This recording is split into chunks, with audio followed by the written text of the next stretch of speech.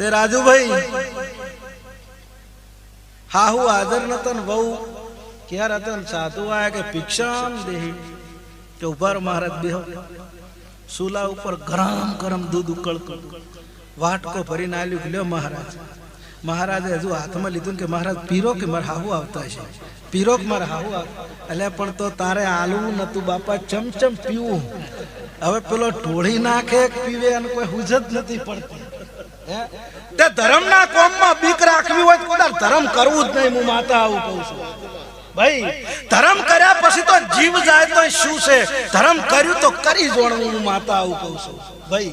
નક લ્યો પૈસામાં કોઈ પાણી ના જાય એવું ધર્મ ના થાય. હું માતા આવું કહું છું ભાઈ. ઓગણે આવેલો બેઠો હોય અને તમારું એવો હંપે શું કરવાનું ભાઈ.